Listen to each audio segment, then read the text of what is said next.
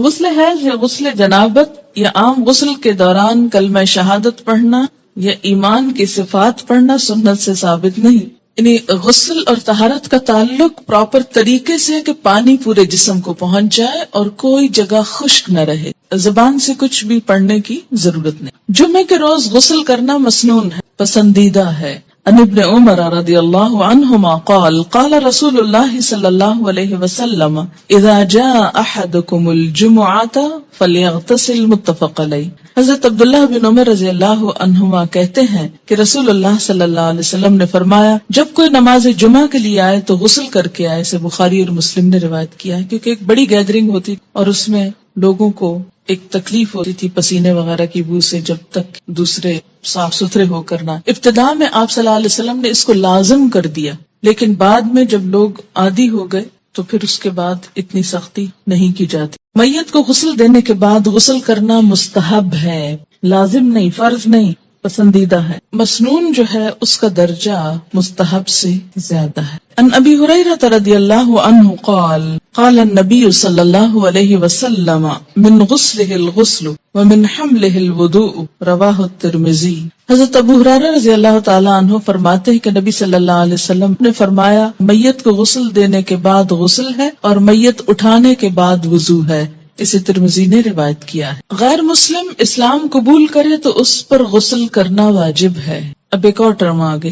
عن قیس بن عاصم رضی اللہ عنہ انہ اسلم فامرہ النبی صلی اللہ علیہ وسلم ان یغتسل بماء وسدر رواہ احمد وابو داود والنسائی والترمذی.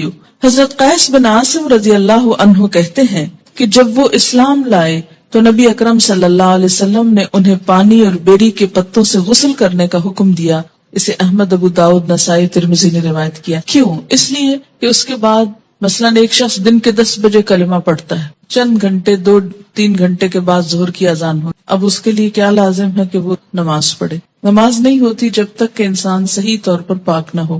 پاک ہونے کے لیے غسل ضروری، اس لیے مسلمان ہونے پر غسل لازم ہے تاکہ عبادات صحیح طور پر ادا ہو سکے. غسل کے لیے پردے کا اہتمام کرنا ضروری ہے. ان یعلا بن امیہ رضی اللہ عنہ ان رسول اللہ صلی اللہ علیہ وسلم رأى رجلا یغتسل بالبراز فصعد المنبر فحمد الله واثنى عليه وقال ان الله عز وجل حليم حي ستير يحب الحياء والستر فإذا اغتسل أحدكم فليستتر. رواہ ابو داود والنسائی. حضرت یعلا بن امیہ رضی اللہ عنہ سے روایت ہے کہ رسول اللہ صلی اللہ علیہ وسلم نے ایک شخص کو کھلے میدان میں برہنہ نہاتے دیکھا تو آپ صلی اللہ علیہ وسلم منبر پر تشریف لائے، اللہ کی حمد و ثنا کی اور فرمایا اللہ عز و جل بڑا حوصلے والا اور شرم والا ہے، حجاب اور حیا کو پسند فرماتا ہے، لہذا جو کوئی غسل کرنا چاہے پردہ کر کے غسل کرے. اسے ابو داؤد اور نسائی نے روایت. اسی لیے اجتماعی حمام جس میں بہت سارے لوگ مل جل کر نہائیں یا سوئمنگ کریں یا پھر کسی بھی سی سائڈ پر بکنیز پہن کر اچھل کود کریں تو یہ درست نہیں. عورت کے لیے کسی دوسری عورت کو اور مرد کے لیے کسی دوسرے مرد کو غسل کرتے ہوئے دیکھنا منع ہے. عن ابی سعید الخدری رضی اللہ عنہ قال ان رسول اللہ صلی اللہ علیہ وسلم قال لا تنظر المرأة الى عورة المرأة ولا ينظر الرجل الى عورة الرجل. رواہ ابن ماجہ. حضرت ابو سعید خدری رضی اللہ عنہ کہتے ہیں کہ رسول اکرم صلی اللہ علیہ وسلم نے فرمایا کوئی عورت کسی دوسری عورت کا سطر نہ دیکھے، کوئی مرد کسی دوسرے مرد کا سطر نہ دیکھے. اسے ابن ماجہ نے روایت کیا ہے. غسل یا وضو کرتے ہوئے پانی کے استعمال میں احتیاط کرنی چاہیے. ان انس رضی اللہ عنہ قال کان رسول اللہ صلی اللہ علیہ وسلم یتودأ بالمد ویغتسل بالصاع الى 5 امداد. متفق علیہ. حضرت انس رضی اللہ عنہ فرماتے ہیں کہ رسول اللہ صلی اللہ علیہ وسلم وضو کے لیے 1 مد پانی نصف لیٹر سے کچھ زیادہ، ½ لیٹر سے تھوڑا سا زیادہ، اور غسل کے لیے 1 سا پانی تقریباً 1 لیٹر سے 5 مد پانی تقریباً 3 لیٹر تک استعمال کرتے تھے. اسے بخاری اور مسلم نے روایت. جی ہاں، ہم تو بالٹیاں اور ٹب بہا دیتے، ٹینک خالی کر دیتے، ٹینکرز منگواتے. دیکھیے آپ صلی اللہ علیہ وسلم سے ایک شخص نے یہی بات کہی تو آپ نے فرمایا خواہ تم دریا کے کنارے ہو پھر بھی ضرورت کا استعمال کریں. آج آپ دیکھیں کہ کس قدر یہ پرابلمز ہو رہے ہیں وسائل ریسورسز کے مس یوز کرنے کی وجہ سے، جتنی پولوشن اور جتنا نقصان ہو رہا ہے. اس میں ضرور کوئی حکمت ہے. چلیے ہم اگر اتنا نہیں تو ایٹ لیسٹ کچھ تو بچت کر، کوشش کرنے پر ہو بھی سکتا ہے. ایسا ہے کہ ہمارے ہاں عادت کیا ہے کہ آپ ٹوتھ پیسٹ لگاؤ، برش کو آہستہ آہستہ ٹیپ کھول دو، وہ کھلی رہے. آپ برش کرتے رہیں، شیشہ دیکھتے رہیں، ادھر ادھر دیکھتے رہو، کھلی ہے. تسلی کیا ہے کہ اب جب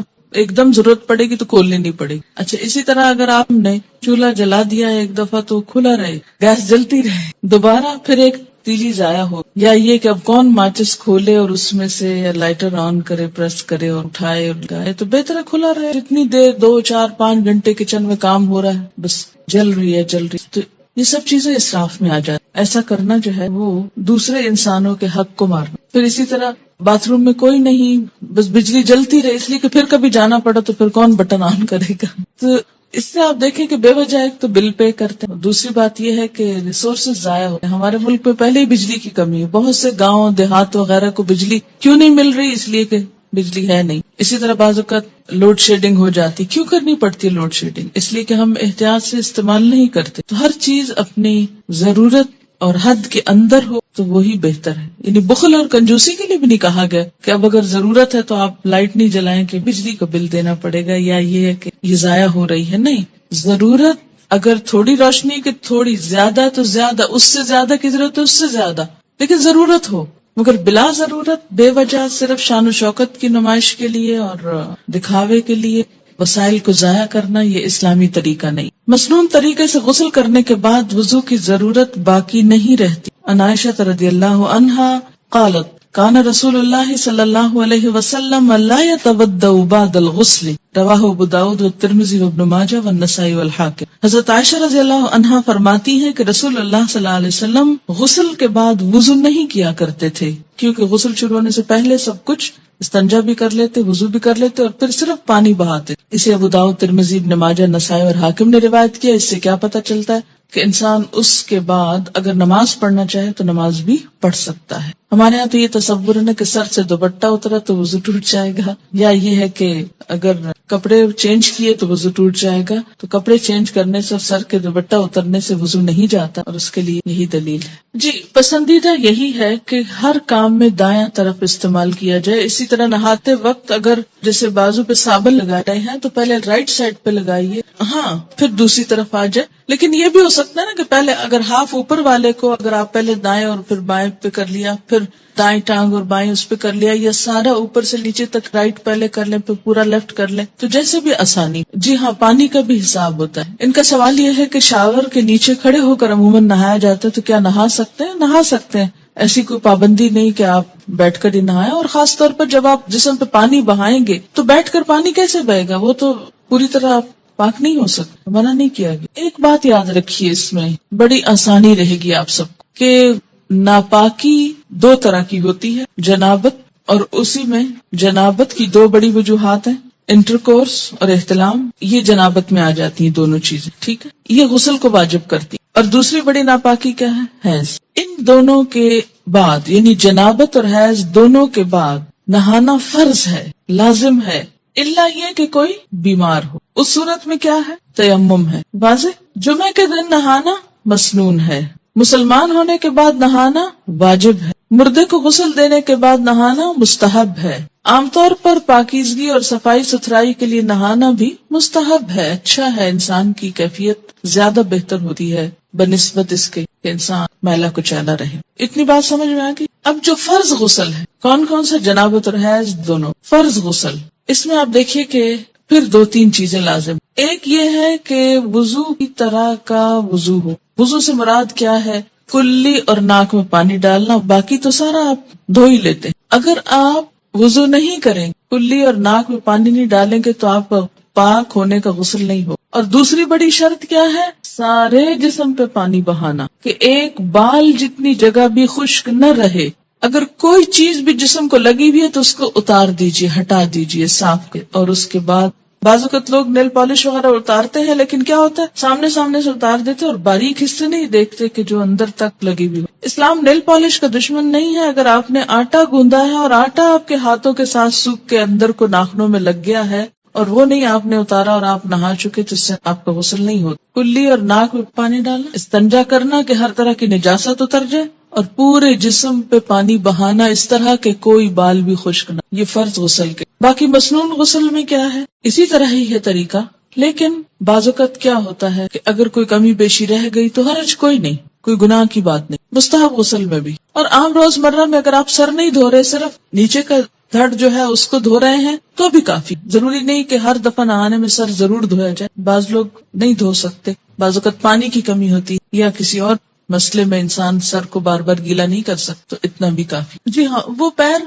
دھونا فرض نہیں ہے، اگر خاص طور پر نجاست لگی ہے تو دھو دے، اور اگر آپ سمجھے کہ سب ٹھیک ہے، چپل پہنا ہوا ہے اور کوئی چھینٹے ایسے نہیں پڑے، تو اوپر سے جو پانی آ رہا ہے اور وہ پاؤں تک بہ گیا، پاؤں ساتھ ہی دھل گئے اور پاؤں میں چپل ہے، تو کوئی حرج نہیں ہے اگر الگ سے نہ بھی دھوئے جائیں۔ اگر جنابت، احتلام، حیض و نفاس، ان تمام طریقوں سے پاکی حاصل کرنے کے لیے ایک ہی طرح کا غسل کیا جائے گا، تینوں کا طریقہ الگ الگ ہے، ایک ہی طرح کا۔ ناپاک کپڑے کو پاک کرنے کا مکمل طریقہ کیا؟ طریقہ یہ ہے کہ پہلے ناپاکی کو تلاش کریں کہ ہے کہاں، اس کا نشان، داغ، کچھ بھی جب نظر آ جائے تو اس حصے کو الگ کر لیں باقی کپڑے۔ مثلا اگر اس پہ کچھ لگا ہوا ہے تو میں پہلے دیکھوں گی کہ کہاں ہے، اچھا یہ چلیے اب اس کو الگ پکڑ لیجئے باقی، ٹھیک ہے۔ پھر اس کو آپ ٹیپ کے نیچے کیا کریں، اس حصے کو آپ اسی طرح مل لیں، رگڑ لیں، پہلے اس حصے کو کیا کریں، اسی طرح دھوئیں، صابن لگائیں۔ پھر اس کے بعد کیا ہے کہ اس کے ذرا سے پیچھے والے حصے کو، کیونکہ پانی وہ اس کا پھیل کے پیچھے تک آئے، لیکن یہاں سے پکا پکڑے کہ پورے اس پہ نہ چلا جائے۔ پھر اس کے بعد ایک دفعہ پانی صاف ڈالیں اور اس کو اچھی طرح نچوڑ، پھر اس کے بعد پھر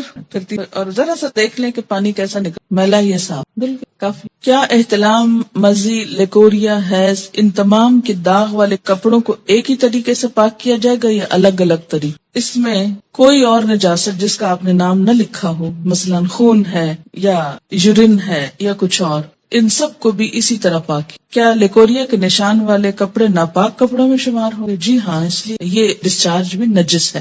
میت اٹھانے کے بعد وضو ہے، کیا اس سے مراد میت کو کندھا دینا ہے؟ اس سے مراد تخت پر جب میت کو نہلا چکے ہوں اور کفن پہنانے کے لیے اس کو اٹھا کے ہاتھ لگا کے آپ رکھ رہے ہوں، کہاں، چارپائی وغیرہ پر، تو اس کے بعد وضو کر لیجیے۔ کیوں؟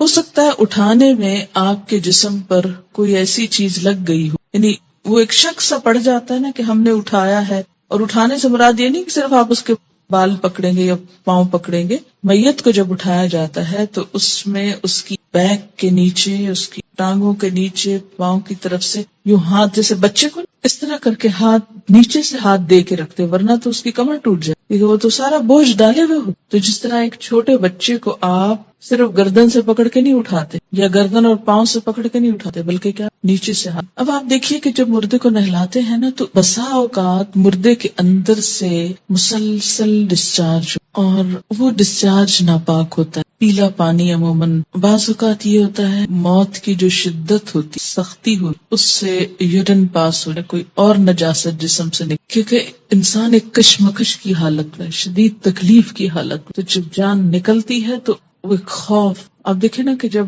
خصوصاً اگر مردے کے پاس ایسے فرشتے آئے ہوں کہ جو عذاب والے ہوں تو ان کو دیکھتے ہی خوف زدہ ہو جاتا۔ تو اس خوف میں جیسے آپ نے دیکھو کہ بعض بچوں کو مار پڑے تو پیشاب نکل جاتا ہوتا ہے نا خوف کی حالت میں، تو اس طرح بسا اوقات کچھ ڈسچارجز ہوتے۔ بعض اوقات مردہ کسی زخم یا پیٹ کی بیماری میں مبتلا، تو نہلانے کے بعد، غسل دینے کے بعد، یا بعض اوقات قتل وغیرہ کا مسئلہ ہوتا ہے، کوئی خون نکل رہا ہوتا ہے، تو نہلا چکنے کے بعد بھی قبر میں لے جانے تک ڈسچارج ہوتا چلا۔ It depends. اب جب آپ اس کو اٹھاتے ہیں اس تخت سے اسٹریچر پہ یا اس میت کی جو چارپائی ہے اس پہ ڈالنے کے لیے، تو پھر انسان کے دل میں ذرا تصور ملائیں کہ آپ نے کسی مردے کو ہاتھ لگایا، اس کے بعد آپ کی فیلنگ کیا ہوگی؟ جیسے آپ کو کچھ لگ گیا، یہ فیلنگ آتی ہے جب آپ مردے کو ہاتھ لگاتے ہیں تو آٹومیٹیکلی ایک نفسیاتی کیفیت ہوتی ہے انسان کی کہ کچھ مجھ کو لگ گیا۔ کئی لوگ تو ہاتھ ہی نہیں لگاتے کہ شاید مجھے یہ پکڑ ہی نہ لے۔ تو یہ جو اندر ایک نفسیاتی خلل سا آتا نا انسان کے، اس کا ازالہ کیا ہے؟ اگر نہلایا تو چھینٹے پڑیں گے اپنے اوپر، تو نہا لیں آپ خود بھی تاکہ دل سے سب خلش دور ہو جائے۔ اور اگر آپ نے نہلایا نہیں، صرف اٹھانے میں مدد دے کے رکھا ہے تو آپ وضو کر لیں تاکہ آپ کے اندر کی کیفیت درست ہو جائے اور آپ کی نماز میں دل لگے. یاد رکھیے کہ جو غسل اور وضو کے جتنے بھی مواقع ہیں یہ سارے اسی لیے ہیں کہ انسان کی نماز میں سکون آئے. عام حالت میں بھی جو وضو کرنے کے لیے کہا جاتا ہے نا، تو آپ دیکھیں کبھی ہم کھا پی رہے ہوتے ہیں، کبھی ہم ہنس رہے ہوتے ہیں، کبھی ہم دنیا میں انوالو ہوتے ہیں، تو پھر جب ہم نماز کے لیے جاتے ہیں تو وضو نماز کی تیاری ہے، اس کے خشوع و خضوع میں ہیلپ کرتا ہے، اس لیے یہ حکم دیا گیا. لیکن اگر کوئی نہیں کرتا وضو تو کوئی گناہ کا کام نہیں ہے. نہیں، مردے کا سطر تو نہیں کھولیں گے، لیکن اس کے باوجود جسم سے اگر کچھ رس رہا ہے، بعض بیماریوں میں رستا ہے، بعض حالات میں رستا ہے، کوئی بھی ریزن ہو سکتا، تو کوئی بھی چیز جو مردے کے جسم سے نکل رہی ہے وہ پاک نہیں ہے، ٹھیک ہے نا، تو اس کو دھو لینا چاہیے. یہ جو آپ کو دعائیں سکھائی گئی نا صبح شام کی، اس میں ایک دعا آتی ہے نا، اللہم انی اسألک العافیۃ فی الدنیا والآخرہ، اللہم استر عوراتی وآمن روعاتی. اس دعا کو بہت توجہ سے مانگا کہ اللہم استر عوراتی، اللہ میرے شرم والے حصوں کو، چیزوں کو ڈھانپ دے، میری شرم کی چیز کسی کے سامنے نہ کھلے. اور اسی لیے کہتے ہیں نا کہ جس نے کسی میت کا عیب چھپایا اللہ تعالیٰ اس کا عیب چھپائے گا. میت کا کوئی عیب نظر آئے، عیب سے مراد کیا ہے کہ مثلا نہلایا اور اگر اس کے جسم سے کوئی نجاست نکلتی دیکھی ہے، کوئی داغ دیکھا یا کوئی بھی چیز دیکھی ہے یا کوئی نقص دیکھا، تو انسان سب کو بتاتا پھرے کہ میں نے فلاں کو نہلایا تھا اور اس کے اندر میں نے یہ دیکھا تھا. نہیں، کبھی نہیں، ہونٹ نہ کھلے. زندہ انسان کے عیب کے لیے بھی نہیں کھلنے چاہیے اور مردہ کی تو اور احتیاط کرنی چاہیے، کیونکہ زندہ تو کبھی نہ کبھی اپنی صفائی پیش کر دیتا ہے یا اس کا حال اچھا ہو جاتا ہے تو وہ اس کے بارے میں سوچ لوگوں کی بہتر ہو جاتی. لیکن مرنے والا تو بس پھر اس کا آخری سفر ہے نا، آخری وقت ہے، اس لیے اس کے بارے میں تو کوئی چیز ایسی دیکھی جائے بالکل ذکر نہیں کرنا. اسی لیے کہتے ہیں نا کہ گھر والوں کو شریک ہونا چاہیے غسل دیتے وقت، صرف پروفیشنلز پہ نہیں چھوڑ دیں. ایک تو وہ صفائی وغیرہ کا صحیح اہتمام نہیں کرتے، دوسرا یہ کہ ان کو اتنی دلچسپی کہاں کہ مردے کو احتیاط سے ہاتھ لگائیں، اور تیسرا یہ ہے کہ کوئی عیب دیکھ لیں تو کیا پتا کہاں کہاں بتائیں. احترام ہے نا، احترام ہے اس کا. یہ نہیں کہ اگر وہ مر گیا تو اب آپ جیسے چاہیں اس کے ساتھ بدتمیزی سے کام، احترام سے. کیا ڈاکٹر سے اندرونی چیک اپ کے بعد نہانا چاہیے؟ نہیں، اس سے نہانے کی ضرورت نہیں ہے، لیکن وضو کرنا ہو. کیا دوران حیض نہانا منع ہے؟ کوئی منع نہیں. ڈیورنگ پیریڈز نہا سکتے ہیں. It depends. بعض لوگوں کو نہانے سے تکلیف ہوتی ہے، بعض کو نہانا زیادہ اچھا رہتا ہے. اپنی اپنی عادت کے مطابق کر لیجیے. عورتوں اور مردوں کے غسل کرنے کے جو فرائض ہیں اس میں کوئی فرق نہیں. اچھا، یہ ان کو مشکل پتہ کیوں پیش آ رہی ہے کہ بعض احادیث مکمل ہیں، بعض احادیث میں صرف ایک مسئلہ بیان کیا ہے. میں ہمیشہ کہتی ہوں نا کہ جز کو دیکھ کر یہ نہ سمجھے کہ کل اسی کے اندر ہے. کیا ننگے بدن پر وضو ہو جاتا ہے؟ یہ ابھی میں نے کیا کہا ہے. جنابت میں ایک ہی دن 2 بار غسل کرنا پڑ جائے تو اس کے لیے کیا رخصت ہے کہ صرف نیچے والا حصہ دھو لیا جائے؟ کوئی رخصت نہیں ہے. جب جنابت کی حالت ہو تو نہانا ہوگا نماز کے لیے. استحاضہ کے دوران اگر مسلسل بلیڈنگ ہو رہی ہو تو ہر نماز کے وقت صرف وضو کرنا کافی ہوگا یا سینیٹری ٹاول بھی بدلنا ہوگا کیونکہ پچھلے نجس خون میں نماز نہیں ہو سکتی الا یہ کہ آپ کسی ایسی جگہ پر ہیں کہ جہاں آپ کوئی موقع نہیں پاتے، سفر کی حالت ہے، یہ کوئی ایسی جگہ ہے کہ جہاں بہت مشکل ہے، تو پھر اس میں اللہ تعالیٰ معاف کرنے والا ہے، لیکن عام حالات میں چینج کرنا ہوگا. یہ کسی نے لکھا ہے کہ مسئلہ 105 میں جو حدیث بتائی گئی اس میں تو جینیٹکس کا بنیادی اصول لا آف ڈومیننس بتایا گیا ہے جو 19ویں صدی میں پتہ چلا، جبکہ آپ صلی اللہ علیہ وسلم نے بہت پہلے بتا دی. یہ جو مسئلہ تھا نا، مرد عورت کے نطفے سے جو بھی غالب آئے بچہ اس کی شکل کا ہوتا ہے. مردے کو نہلانے کے بعد اگر خود نہ نہا سکیں، یعنی کوئی ایسی جگہ نہ ہو جہاں غسل کر سکے، تو کیا صرف وضو کر کے نماز پڑھ سکتے ہیں جبکہ نماز کا وقت ہو جائے، یا نماز قضا کر دیں؟ میں نے بتایا ہے کہ یہ نہانا جو ہے فرض نہیں ہے. نہا لیں تو بہت اچھا ہے، اگر نہیں نہا سکتے تو وضو کر کے نماز پڑھ لیں بس.